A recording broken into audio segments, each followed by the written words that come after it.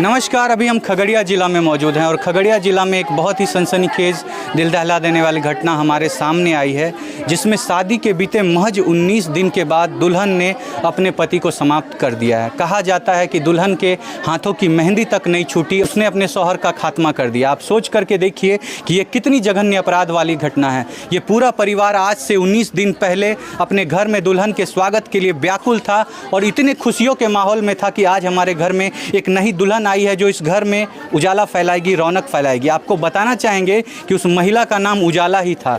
आप सोचिए, नाम उजाला और वो इस घर में आकर के अंधेरा करके चली गई, पूरे घर को वीरान करके छोड़ दी है। बताया जाता है कि जिस महिला ने यह घटना की है उसका किसी दूसरे लड़के के साथ अवैध संबंध चल रहा था, वो किसी दूसरे लड़के के साथ नाजायज संबंध में थी, प्रेम प्रसंग में थी और उनके परिवार वाले इस सारी घटना को जानते हैं और ये जानने के बावजूद भी इस घर में अपनी बेटी को भेजते हैं और इस घर में वो बेटी आती है और अपने पुराने आशिक के साथ मिल करके इस घर के लड़के को समाप्त कर देती है। आप सोचिए कि षड्यंत्र का आलम क्या रहा होगा कि बताया जा रहा है कि सुबह 10 बजे वो लड़का यानी कि इस लड़की का आशिक खीर का डब्बा लेकर के घर के सामने आता है। वो खीर पहले अपने पति को खिलाती है जिसमें कुछ नशीली पदार्थ होती है। वो खीर खाने के बाद उसको लोढ़ी से, ईंटों से, जो भी चीज़ रहता है उसके बदन को चूर दिया जाता है। बाद में किसी से उसके पेट पे वार किया जाता है और आखिरकार उस लड़के का खात्मा हो जाता है। आप सोच करके देखिए कि ये कितनी षड्यंत्रकारी और कितनी जघन्य अपराध वाली घटना है। बाकी क्या थी वजह, क्या प्रेम प्रसंग चल रहा था, कैसे उन लोगों में वाद विवाद हो रहा था, किस किस बातों पे लड़ाई झगड़ा हुई थी और क्यों आखिर आज का ही दिन चुना गया उस लड़के को समाप्त करने के लिए, इन सारी घटना की जानकारी हम आपको यहाँ पे मौजूद उनके परिवार वालों से दिलवाएंगे, सुनवाएंगे उनसे कि आखिर ये क्या सज़ा चाहती हैं वैसी आपराधिक लड़की के लिए जो इस घर के लड़के को आ करके खा गई है। चलिए आपको परिवार वालों के पास लेकर के चलते हैं और इन्हीं से सुनवाते हैं आपको सारी जानकारी। दीदी, आप पूरी घटना को बताइए, आखिर क्या वजह थी, आखिर क्यों शादी के 19 दिन बीते और उसने अपने शौहर को खत्म कर दिया, क्या वजह थी?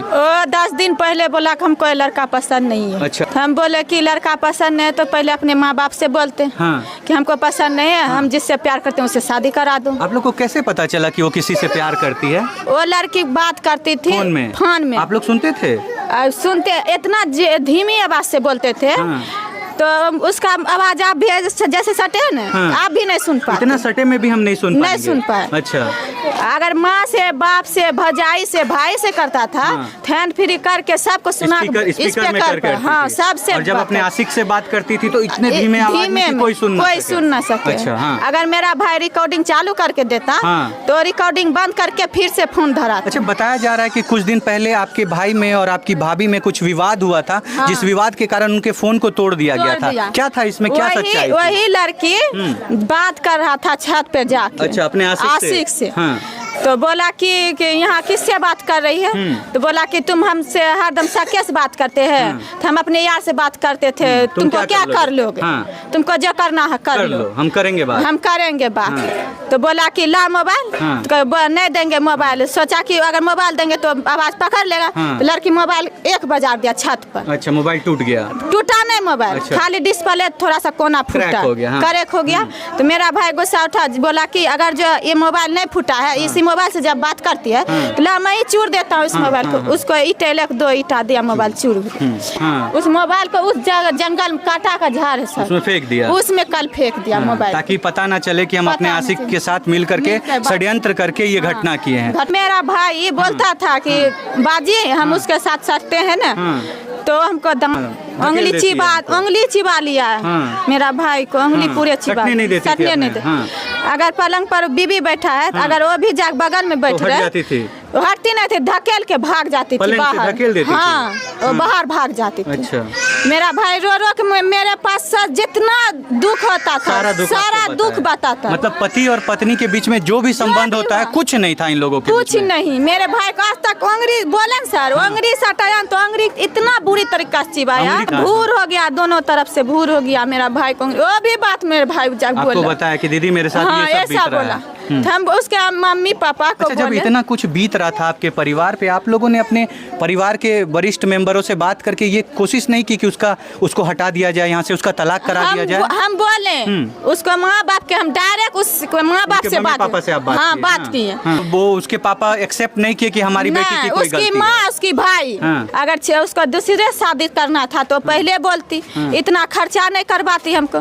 तो बोले कि वो बात अपने बेटे से नहीं पूछना था, हम लोग से क्यों हमसे क्यों पूछ रहे हो? यही वो घर है ना जिसके अंदर में उन्होंने ये घटना की है। देखिए, आपको दिखाना चाहेंगे कि देखिए यही वो रूम है। आइए आपको एक बार रूम वो दिखा देते हैं जिस रूम में ये घटना हुई है, कैसे उस लड़की ने समाप्त किया है। आपको पूरी घटना की जानकारी आपको दिलाते हैं। देखिए, आपको दिखाते हैं, ये वही कमरा है जिस कमरे में ये हादसा हुआ है और इसी कमरे में वो 20 वर्ष का नवयुवक है जिसकी पत्नी ने उसको समाप्त किया। देखिए, वो जो शादी का सेहरा होता है जो बांधा जाता है, आप अभी भी उस पर लहू का निशान देख सकते हैं। ये जो काला रंग आपको दिखाई दे रहा है, ये लहू का निशान है।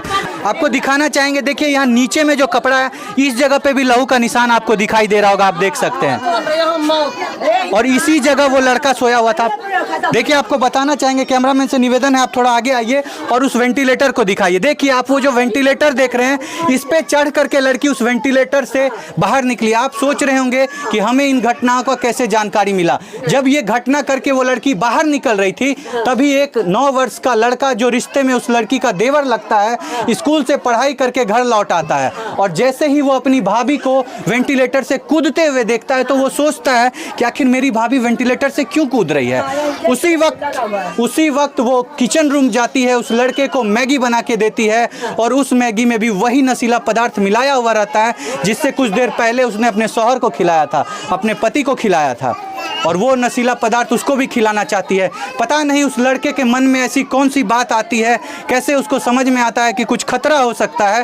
वो लड़का उस मैगी को नहीं खाता है, भाग करके बाहर चले जाता है और जा करके बाहर बताता है कि मैंने दरवाजे के ऊपर लहू देखा है। लोग दौड़ करके आते हैं, तब तक वो लड़की छत पे जा करके अपने आशिक से बात कर रही होती है। इतने षड्यंत्रकारी तरीके से उस लड़के को समाप्त किया गया था। और आपको बताना चाहेंगे कि उस लड़की का अपने फुफेरे भाई के साथ नाजायज संबंध चल रहा था। और ये संबंध आज का नहीं है, ये शादी से बहुत दिन पहले से चल रहा था। लेकिन उसके घर वाले ये सारी बातों को जानने के बावजूद इस घर को तबाह कर दिए, इस घर को बर्बाद कर दिए। आप लोग क्या सोचते हैं इस तरह की घटना के बारे में? आप क्या सोचते हैं ऐसे परिवार के बारे में? आप क्या सोचते हैं ऐसी लड़की के बारे में जिन्होंने इतनी आपराधिक घटना की है और इस पूरे परिवार को वीरान कर दिया? हम आप लोगों के ऊपर छोड़ते हैं। आप अपने राय विचार को कमेंट में जरूर रखिएगा और बताइएगा कि उसको क्या कड़ी से कड़ी सजा मिलनी चाहिए। हमारा बेटा चला गया, कौन कमा खिलाएगा हमको? जब बेटा चले गया, ये देखिए सौदा बेचते हैं ना, तब खाते हैं, खाना खाते हैं। हमारा शौहर खत्म हो गया 10 साल पहले। हम 4 लड़का पोसे, एक लड़का तो खत्म हो गया 3 साल पहले, हासिम नाम का। अब ये छोटा लड़का मंझला वाला है, संजला वाला, तीसरा नंबर है। हाँ, ये भी समाप्त हो गया। ये भी तो कैसे हमको जिंदगी कटेगा? सही बात। आप देख सकते हैं इस माँ की कितनी बुरी हालत है। आप सभी को क्या लगता है? आप अपने राय विचार को जरूर रखिएगा। हम मिलेंगे आपसे अगली वीडियो में अगली घटना के साथ, और तब तक के लिए आपसे अलविदा लेना चाहेंगे और कहना चाहेंगे कि आप जहाँ भी रहे सावधान रहे, सतर्क रहें। जय हिंद, जय भारत।